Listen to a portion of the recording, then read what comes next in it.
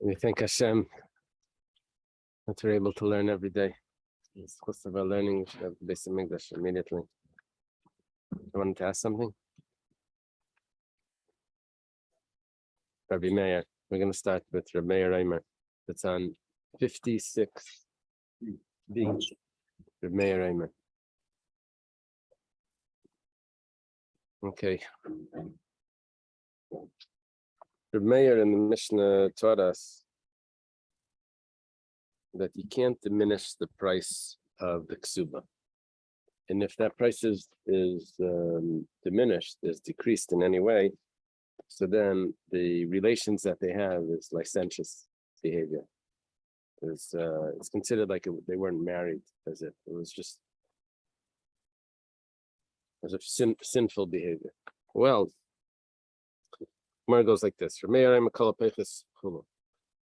anyone that diminishes from the price of the ksuba, then the relations that they have is considered licentious behavior. Okay, now the Gemara says like this: Kol ha'peiches, anyone that diminishes, afilu b'tna, even though it doesn't play out in actuality. In other words, even though the halacha is that it's still going to be 200 for the virgin, still going to be 100 for the widow.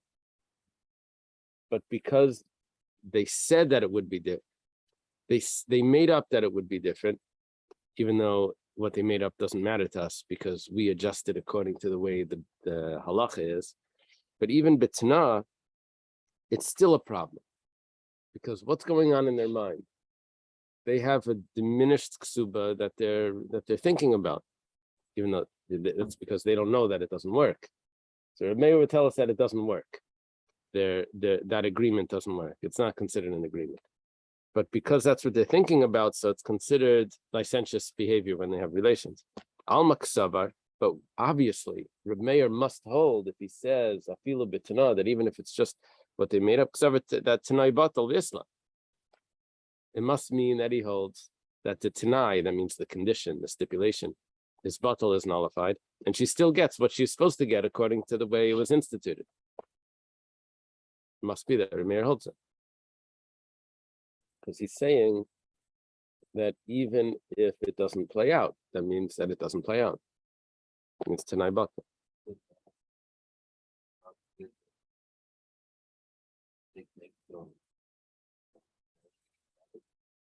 Now, it turns out that I don't know exactly what the halachic status of that is. It just means that the ksuba is back. It means that the claim that she can now have is 200. She can still claim 200, even though it's just saying like a negative comment about that sort of relations. But I don't know if it changes anything in the halacha. Well, and since he told her, he told her, you're only going to get 100. So she doesn't rely that she's getting 200. She thinks she's getting 100, even though she is getting 200. But in her mind, what she's doing right now is just znus, is just just having relations with some man. The Gemara asks, 1 second. The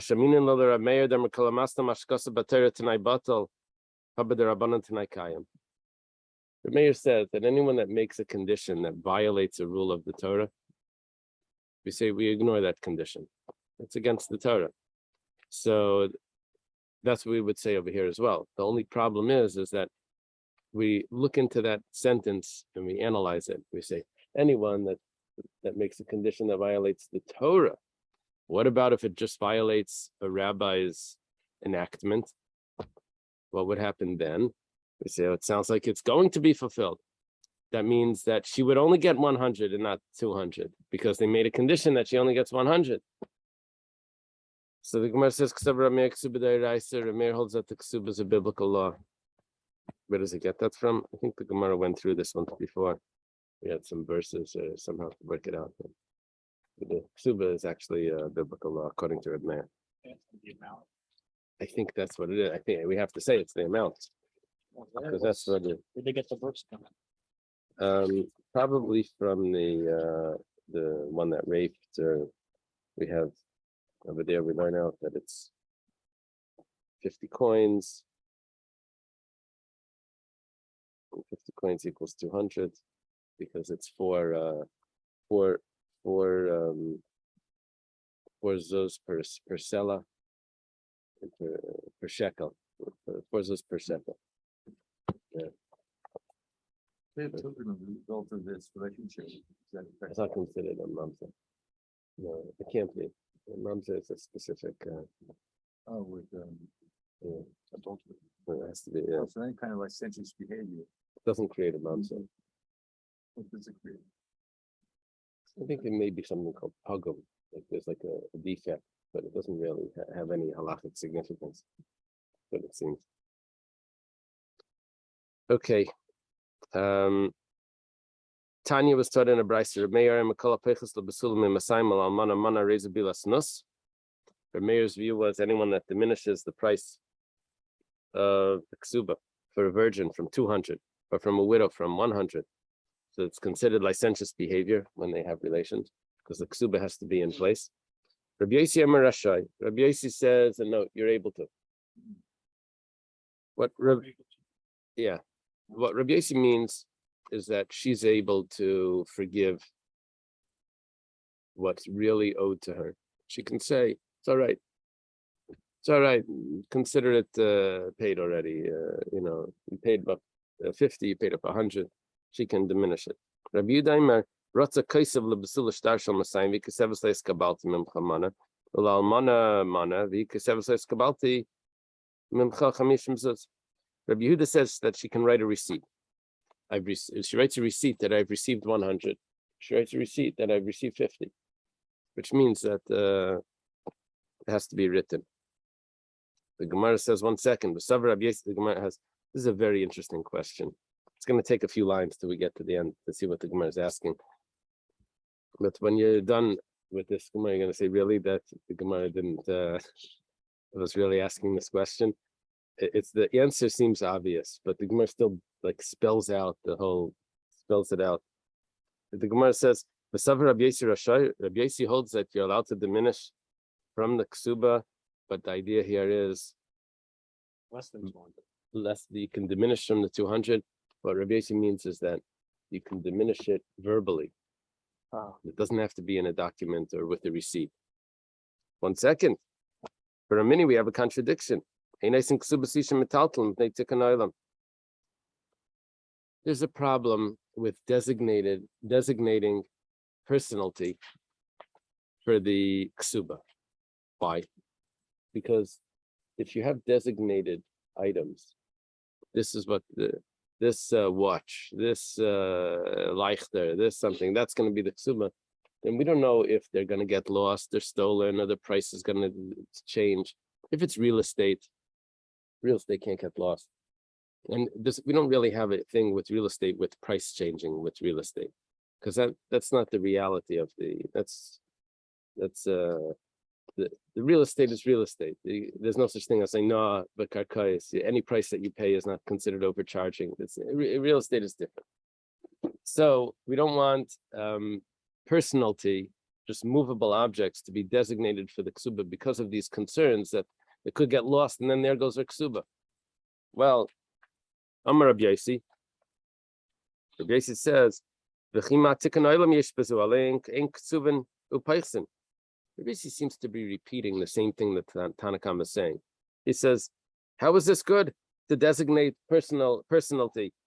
The price is not set. It could go up and it could go down. What you thought was worth 200 zuz, the price goes down and it's worth 100. You can't do that. I think concerned with Kuno well. The world. Yeah.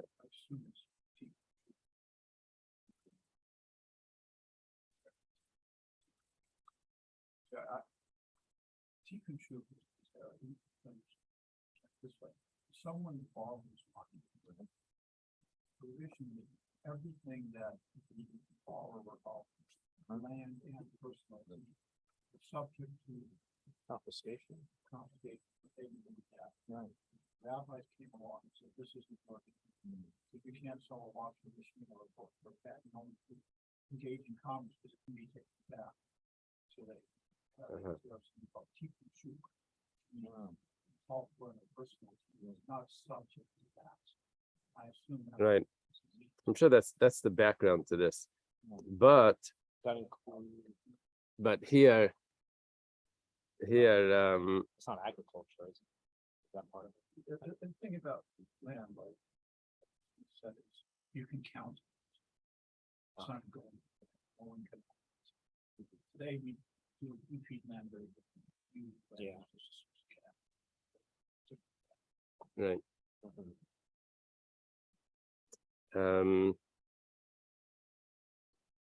Okay. So it seems like the Tanakama and Rabbi Yossi are saying the same thing, that you can't designate personality because of the possible issues that could come up. Well, the Gemara says Tanakama nami ein oisin kamer. What's the difference between the Tanakama? Tanakama means the first field. First Tanakama means first. The first opinion and Rabbi Yossi, they also say that you can't do it. Oh, you're asking about tikkun olam.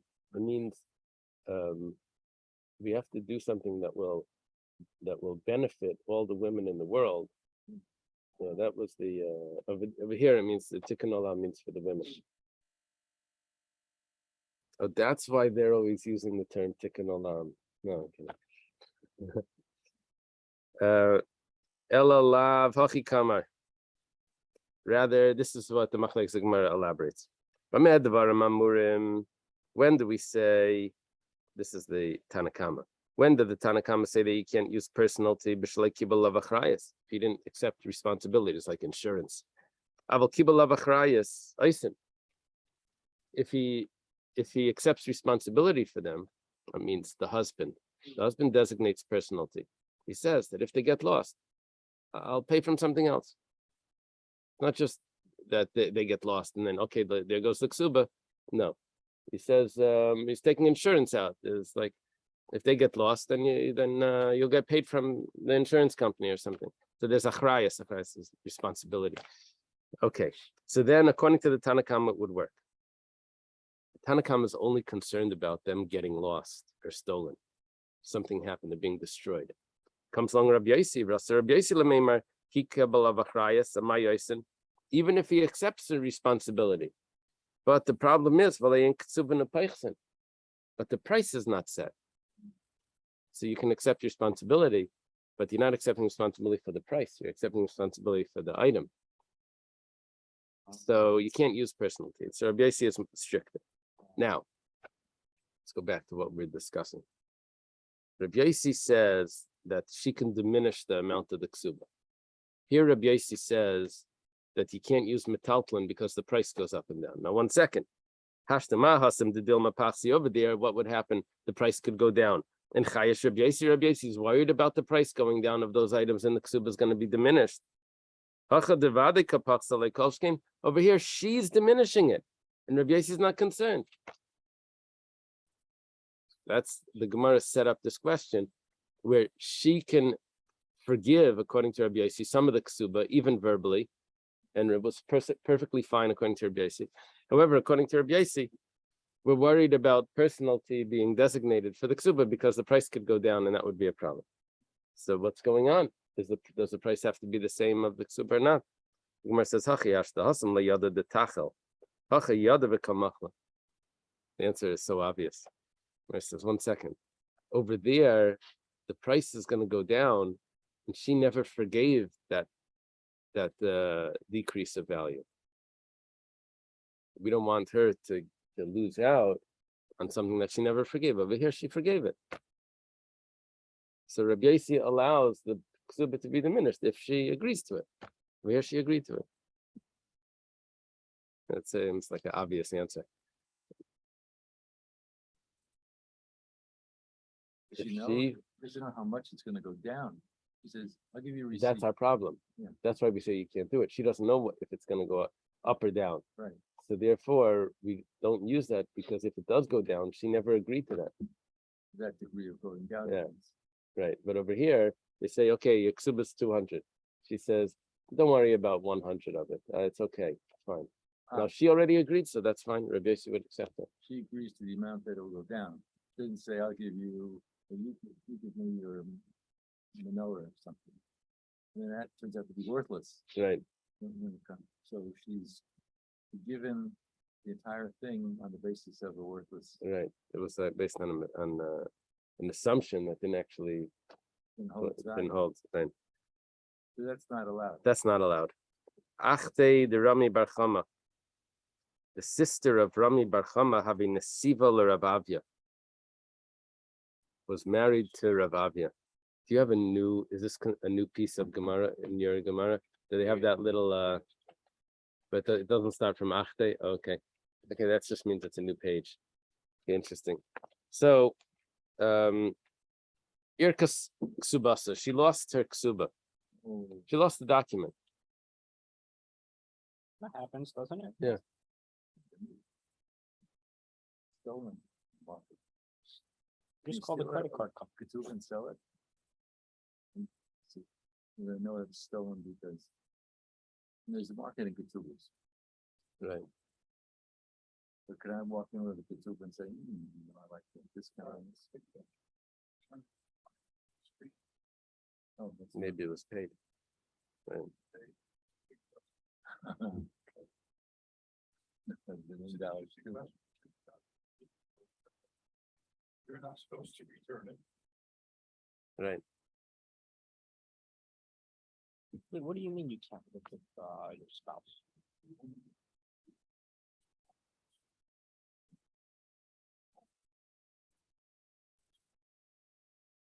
I figure it's a little more common than people think. Like sometimes you give it to like your in-laws.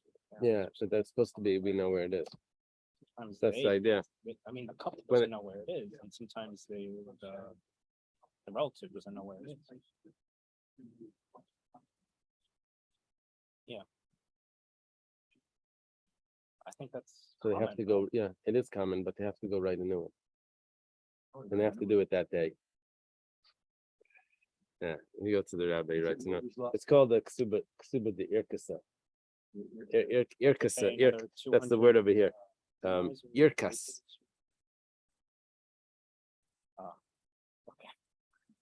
okay. They write a new document. You get a new document? You get a new one? Oh.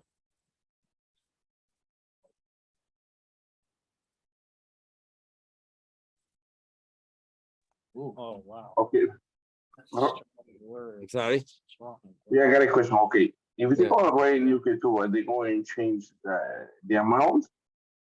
One second, the sound is not good. 1 second. Tell me again. Okay. If you're going to write in UK too, right? Oh. They're going to change the amount, or You don't have to change, you the don't, order- you keep it the same, but if you want to add, you probably can.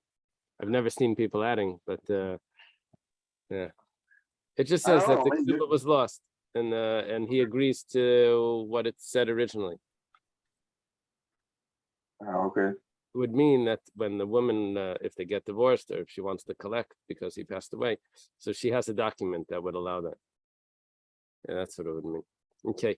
So she lost the Ksuba, Silkami de Rabbi Yosef, she comes in front of Rabbi Yosef. Amalahu, or they came in front of Amalahu, he says to them, Hachim Rav Yudam Shmuel, Zudiv Reb Meir. Reb Meir's worried about the Ksuba. But the Chum say it's not a problem. Person can wait 2-3 years without a Ksuba. Amalu Abaya is a student of Rabbi Yosef. He says, V'amar Rav Nachman, Amar Shmuel, Lachak Reb Meir b'gzei Reisav. But the halach is when Reb Meir has a rabbinic decree that he tells us, we follow it. Says, Rabbi Yosef says, Yihachi zil ksuvla. That's the case. Go write her a ksuba. Okay. Kasser Rav Dimi, Amar Rab Shimon ben Pasi. There's a new piece. Amar Rabbi Shua ben Levi, Mishum bar Kapara, Machlekes betchila. Aval b'seif divrei kalein mechel. So okay, we're jumping back to what we said. There's a machlek, well, at least according to Rashi. There's a machlekes Rabbi Yehuda and Rabbi Yossi.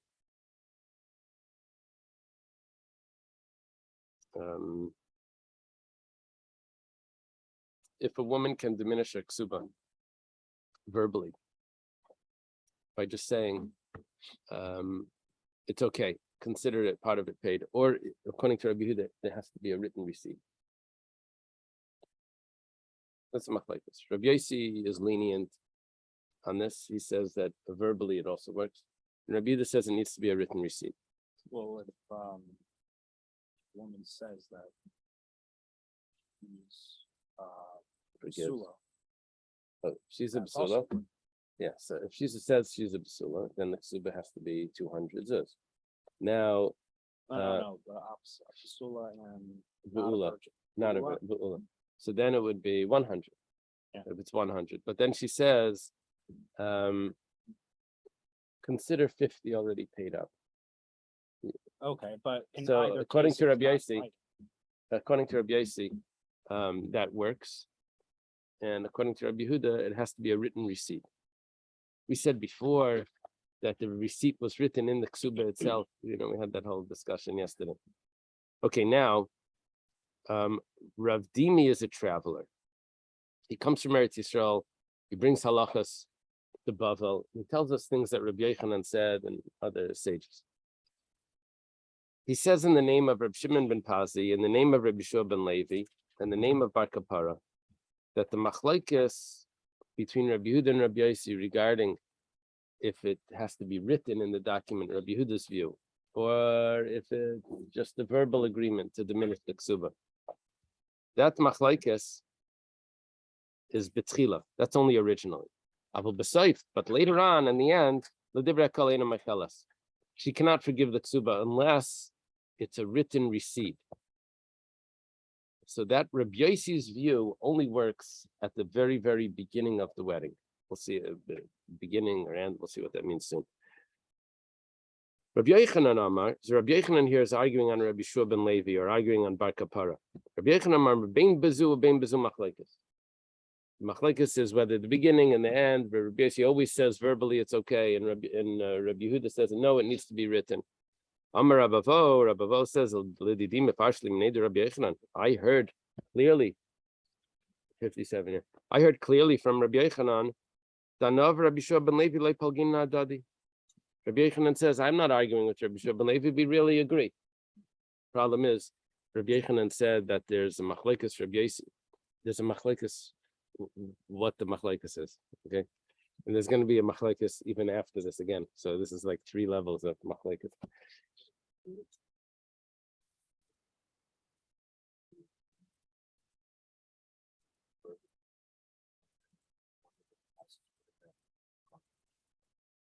Yeah, so that's really the question. They agree verbally. Does that work? Let's say witnesses would come and say, "I heard her say," so then that would be okay. But let's say question really is, let's say they change their mind. So do we now they're coming and claiming 200. She's claiming 200. He says, but we had a verbal agreement. Question is, does the verbal agreement work? Why was she shortchanging herself to be saying that they got She's telling him that she loves him so much. It's never gonna happen. Don't make me such more Russia. Why should she be allowed to even do that? If the Torah says, I'm sorry, because you're Oh, so that was the view of Reb Meir. Oh, right. But the other view says that this is just a monetary. Reb Meir held that it was a Torah law as well. But the other sages are saying no, it's just a rabbinic enactment, and it's a monetary agreement, and you can go on that. What would happen? You're thinking, what would happen on Purim? You go over to the poor guy, and you want to give him matanas leviyanim, right? You go over to him. He says, "Ah, don't worry about it. Were you yaitza?" Yeah. Okay, so Oh. Wait, you're after you get master, nobody shows up to you to take money in the morning. Like you say tzedakah. oh, so 1 second. Meiser is the designation of it. Right. He designated. Then there's the distribution of it. No. Tzedakah master is different. Right. Right, so I'm saying, forget about Masa, that's in the Torah. Tzedakah is a separate mitzvah. But if nobody shows up to give tzedakah, I'm asking the same question. You didn't do the mitzvah. So you didn't do a mitzvah, Okay. but you didn't do it in the very Right. So Rabbi Vo comes along and he says that Rabbi Yechanan spoke to me. He's a student of Rabbi That's why Yechanan. you put the dollar. He says, and he told me that I'm not really arguing with Rabbi Shua ben Levi in the name of Bar Kapara. And he explains why. My betchila de kam Rabbi Shua ben Levi. Rabbi Shua ben Levi said, at least according to Rav Dimi, that the machlokes Rabbi Yossi and Rabbi Yehuda about the verbal agreement is only originally. You know what he's talking about originally? Originally what? Originally, what do you mean originally? Before they were born? Like what's originally? Or means at the wedding? So let's see. Originally means tchilas chuppah, the beginning of the nesuin. Well, after the erisin, they're going to do the nesuin, which is the chuppah. It's going to bring her into the house. He brings her into the house, which could be the canopy or the house, whatever. And that's when there's a machlokes. Right when he brings her in, there's a machlokes if a verbal agreement then works. However, at the end, everyone agrees that it needs to be written. My saif means saif bia. The end of the consummation of the marriage. Then it needs to be already a written agreement. Now, why there's a difference here? It's not so clear. Why? What switched over here? Why now the verbal agreement doesn't work? I'm not sure. It's not explained by at least the commentaries on the page. We probably have notes here, and we're like, what switched exactly? Whatever the case is, that's how it's saying. But Rabbi Yechanan says, and you know what I'm talking about? I said whether it's the beginning, whether it's the end. Bein bezu, machlokes. That there's a machlokes by both. Tchilas chuppah, v'seif chuppah, the beginning of the wedding and the end of the wedding. The hit tchilas bia, which that's the beginning of the relations, but the end of the relations after the wedding, after the marriage has been consummated. So then, I also agree that it needs to be. It needs to be a written agreement for the ksuba to be diminished. There needs to be a receipt, which basically means their language was different, but when it comes down to the practical, what they're really talking about, they're saying the same thing.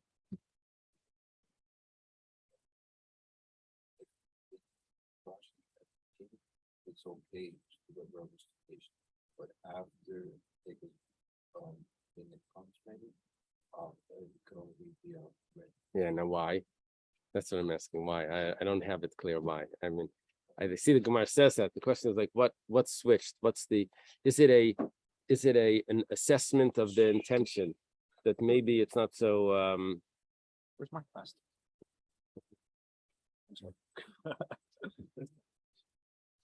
Yasser Ravin. Okay. Remember, Rav Dimi was one traveler. He came earlier. Ravin came later. And Ravin was actually in a lot of Gemaras, Ravin was considered more accurate. Whatever the case is, Kiyasa Ravin comes. Amar, he says, Amar Rav Shimon ben Pazi. Rav Shimon ben Pazi says, Amar Rav Shua ben Levi, Mishum bar Kapara. The same people involved, but just exactly like the flip of this. In the name bar Kapara, machlokes lebesayf. The machlokes is only at the end. Exactly the opposite of what was said before. Aval betchila, but originally, everyone holds that it could be a verbal agreement. You don't need to have a written document. Rabbi Yechanan Amar, bein bezu machlokes. Rabbi Yechanan says the machlokes is the beginning and the end if it needs to be a written document. Amar Rabbi Vo says, Rabbi Yechanan explained it to me directly. He told me that I'm not arguing with Rabbi Shua ben Levi. Rabbi Shua ben Levi. You know what he was talking about? That everyone says there's a machlokes at the end.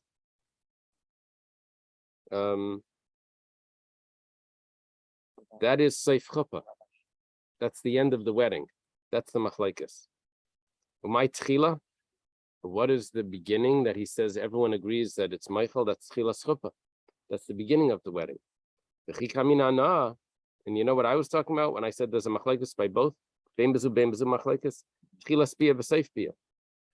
I'm talking about during the consummation of the beginning of the consummation of the marriage, and at the end of the consummation. That's the machlaikas. So Ravin and the Rav Dimi have clearly different views here, but they have different views about what Rabbi Yeshua ben Levi and Rabbi Yochanan were discussing. But whatever the case is, Rabbi Yochanan and Rabbi Yeshua ben Levi, according to Rabbi Vo, are not arguing. What are they not arguing about? That's a machlaikas. This time, the point is to sign. Sign before being. Yeah. Yeah. Also signed before. Probably. You know, I'm just thinking about this. Brian and the group, they're engaged, and then they're doing their thing, and then they're officially married. The whole time, while they're doing their thing, you have these two rabbis, they're arguing. She went 50, she went down 50, she went down. It's like their argument. Yeah. It sounds like. Amar Rav Papa. We have the whole process backwards. Amar Rav Papa says, if not that Rabbi Vo said this in the name of Rabbi Yochanan, what did he say? Quotations here. That I and Rabbi Yeshua ben Levi are not arguing. Rav Papa continues, I would have said Rabbi Yochanan and Rabbi Yeshua ben Levi are arguing. For Rav Dimi v'Ravin like pligi. It's Rav Dimi and Ravin that aren't arguing. Well, how would I have explained this? My safe to come a Ravin. When Ravin says that there's a machlaikas at the end, everyone agrees, right? Rabbi Yeshua ben Levi says the machlaikas is at the end. What does it mean then? Saif chuppah. My tchila to come a Rav Dimi, and when what does it mean in the beginning that Rav Dimi says is the machlaikas? Ravin said the machlaikas is at the end, according to Rabbi Yeshua ben Levi. Rav Dimi says the machlaikas is at the beginning. I would have said tchila spia. I would have said that both Rav Dimi and Ravin are referring to the same time. But Bia is at the end. Bia is at the end of the chuppah. Rabbi Yeshua says the machlaikas is at the end of the chuppah. Rabbi Yeshua ben Levi says the machlaikas is at the beginning of the consummation of the marriage. Same thing. So both Rav Dimi and Ravin are talking about the same time. Well, my Kamash Malan, the Gemara says, Rav Papa just told me, if not for Rabbi Vo telling me that this is not the case, I would have said differently. Well, Rabbi Vo did say that this is the case. So what is it relevant to tell me what you would have done if something else, right? Why is he telling us this to us if that's not what happened? Look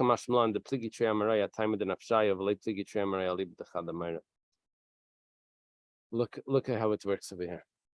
Rabbi Yochanan and Rabbi Yeshua ben Levi are arguing. Rabbi Vo says no, they're not arguing. What were they not arguing about? Is a machlekes Rav Dimi and Ravin. If I say there's a machlekes Rabbi Yeshua ben Levi and Rabbi Yochanan, then they're arguing about logic. What the logic is exactly, we didn't really know, but they're arguing about when the verbal agreement would be effective. What's the machlekes Rav Dimi and Ravin? What did Rabbi Yochanan and Rabbi Yeshua ben Levi say? So that's a machlekes in what the tradition was. The machlekes about what the tradition is really a machlekes that we don't have the accurate tradition. So Rav Papa is teaching us that I would much rather have a machlekes in logic than to have a machlekes about what the tradition was. Do we have the tradition accurately?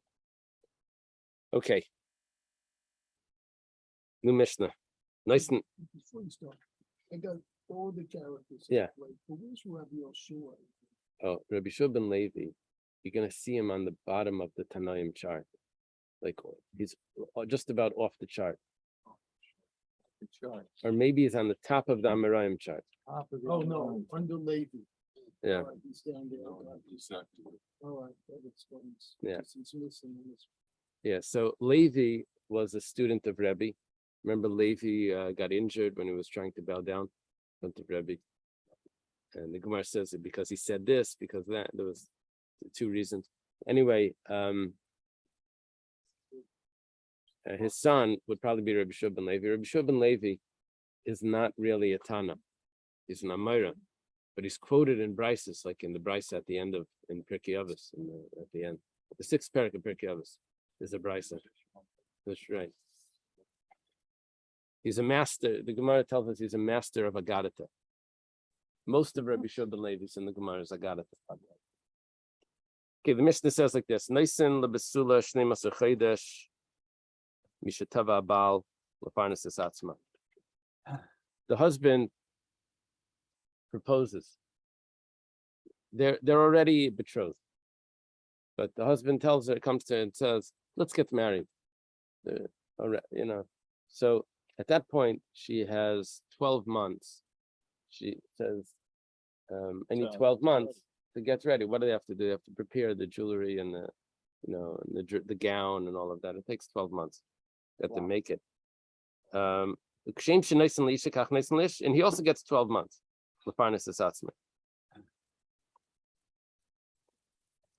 The idea here is let's say there's a disagreement between them. This one says, no, I want this amount of time. This one says, no. So we're setting a standard here of who's going to win that disagreement. To get 12 months. Okay. If it's a widow, you only give her, from the proposal, you only give her 30 days. Now, the reason for this is she probably has a lot of the things from her first wedding. So this is a mission that we quoted a lot of times. The time came that they set for the wedding and they didn't get married. He already has to start supporting her. And she's also allowed to eat truma. Because officially she was allowed to eat truma from the time of the betrothal. If he's a Kayan and she's a Yisraelis, so now she's entering into under his jurisdiction. The whole problem was, we had two reasons, but one of them was that she may end up serving the food to her brother if she's still in her father's house. But here we say that the time came to, she's already considered under his jurisdiction. They set the wedding day. What's your question? Ask Tevya.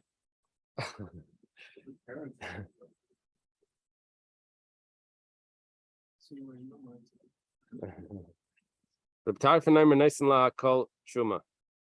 says, there's a little bit of a problem.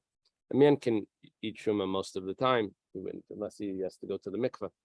But a woman has to go to the mikveh and wait. She has to wait 7 days, at least 7 days. For Nida, for Zava, it would be more than 7 days. And today it's combined, so it's both. So there's going to be a significant part of the month where a woman's not going to be allowed to eat truma. She can't make the truma tummy. So what food does she get? So Reb Tarfon says, you give her all her food she gets is truma. She can get all her food truma. Let her figure out she can sell the truma to Kayanim and she'll take the Only salad. That's a salad is also a problem. Oh.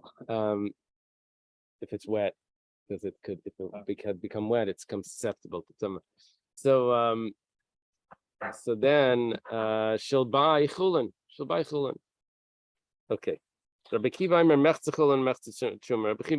says he should give her half chulin, half mundane food, which has no problem if it becomes impure. Another half truma, so she should have for both times. Hayavam ain't a meichel b'truma. The yavam here we're talking about. She's betrothed. Did we say yibam is done from betrothal? Yeah. If the husband passed away, the husband passes away, and there's no children, of course, because they were just betrothed. But he has a brother. So the brother steps in and does the marriage. Now let's say we were giving her 12 months. And the husband passed away. So now the 12 months come, but there was a yavam there. So we don't say that, oh, well, the time came there for the yavam, and now she can start eating while she's waiting for that marriage.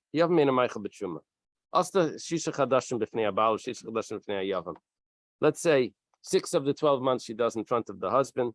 That means she waited while he was alive. And then he passed away, and then 6 months is in front of the yavam. Yavam is who she's waiting to marry. Wherever you want to do this.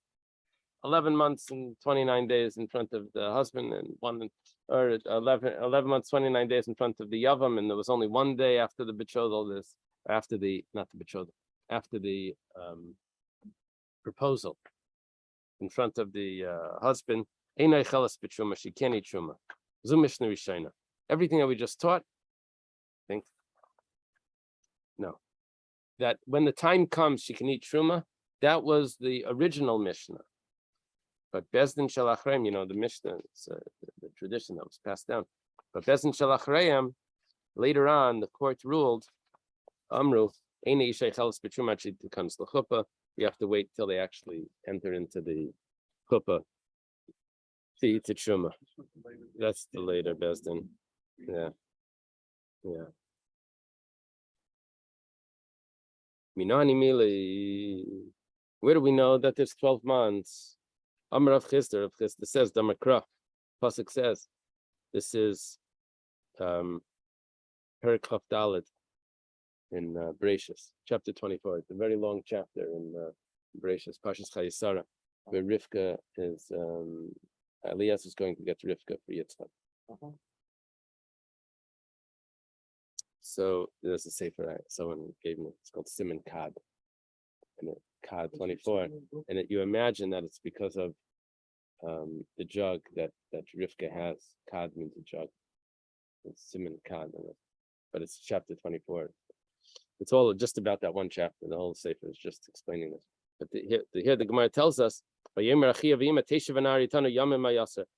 the girl stay with us. Does it say Hanara with the hay? Okay. No, I know over here it has a hay, but in the text of the Torah, you remember we had a whole discussion. Oh, in the Torah it says without a hay. Because she's a young girl, right? Yeah, under 12, we said it was without a hay, right? Well, let the girl stay with us. Days are 10. My yamim. What do you mean days? Ile metrei yamim, if you mean 2 days, because days is a plural. Mishtayi and Ashachi, is that how people talk? Amalei trei yami. They said 2 days. Let her stay 2 days. Amalulai. No, that's too much. We have to go right away. So Amalei asari yami. So why doesn't she say at least 10 days? Is that how people talk? That they negotiate like that when you decline the lower, then they go higher. They decline he didn't agree to 2, so they say okay, so let's do 10. Obnoxious people do that. Yeah. They do. In the flea market, when you go in for low, so then the guy, just because he's so upset with you, he throws a higher number. What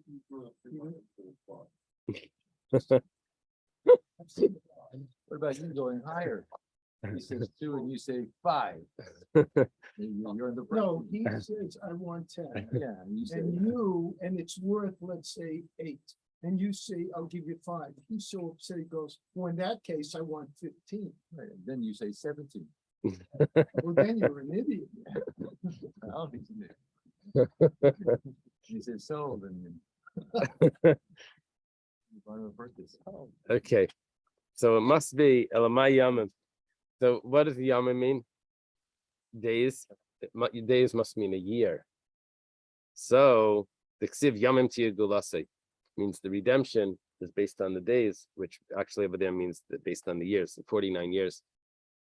Until the Yovel, someone sold the field, it would get returned by the Yovel. So it uses the term Yamim there, which actually means years. Ve'ima Chaydash, how do you know it means years? Maybe it means months. The Ksiv Ad Chaydash Yamim.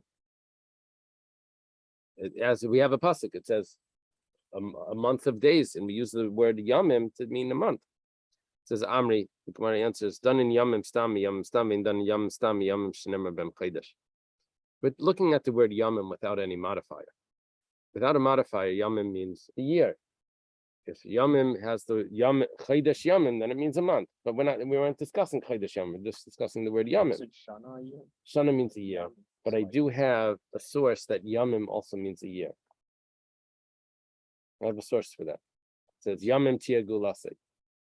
And that source is going to tell me over here that when by Rivka, when they said let her stay a year, he says no, so let her stay 10 days. Now this conversation makes sense. So now, Isn't this a little odd? We're learning this from Russia. These words we're learning something from the words that are from Russia. These words were ignored right? by the others. Yeah.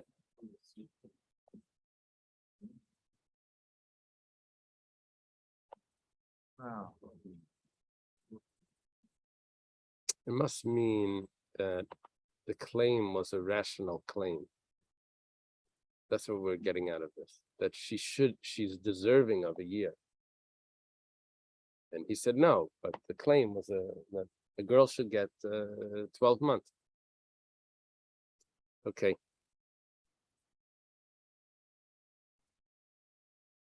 Let's go further. It should be an easy piece of Gemara. Let's see. Amar Abzera. Abzera says Tana was taught in a brisa. Tana bein hi bein avia yechil la'akiv. They can, she or her father can refuse the proposal to get married. We get why she can refuse the proposal. If she wants to get married, what's the father mixing in? Gemara says 1 second. The father knows her personality.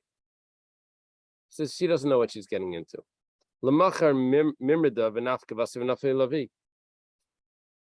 Tomorrow she's going to reject this guy and she's going to fall back on me and I'm going to have to support her. So probably have to make a new wedding get new things, all of that preparations. So he can also refuse the talking about it's a young girl. Right, yeah, that's what I figured. Right.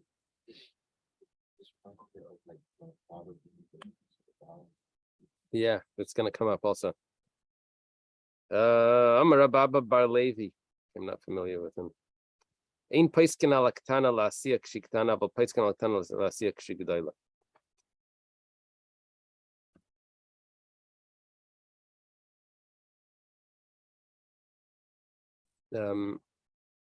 You don't make up that the young girl should get married.